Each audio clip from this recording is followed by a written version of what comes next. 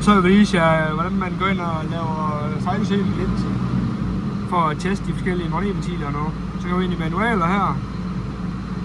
Diagnostic and Tests. Vælger om det skal så være på dansk eller engelsk, eller i hvert fald tror man nogle gange vil have den. Vi tager den lige på dansk her. DK. Så skal vi se på den, der hedder 245 elektroniske styreenheder.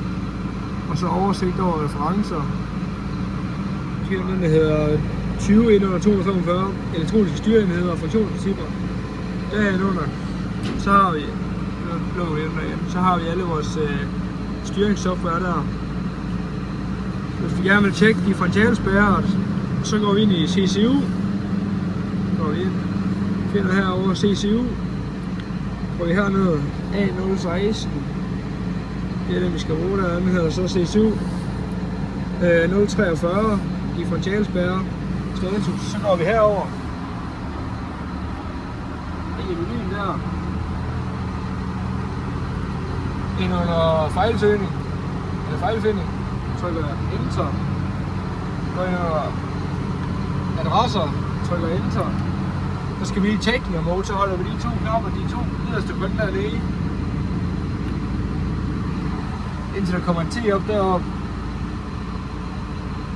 Det kom der, så går vi ned under CCU, så finder vi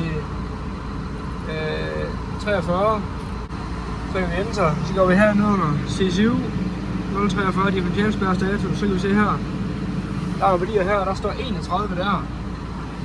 Så kan vi se, den er aktiv nu. Så tror vi, den står den fra.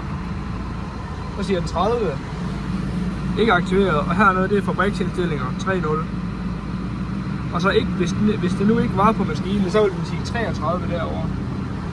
Og hvis det nu var fejl i lidt strømkreds, så ville den sige 32. Men det er sådan man gør, og så kan man gøre det sådan set hele vejen ned igennem de alle forskellige controllere.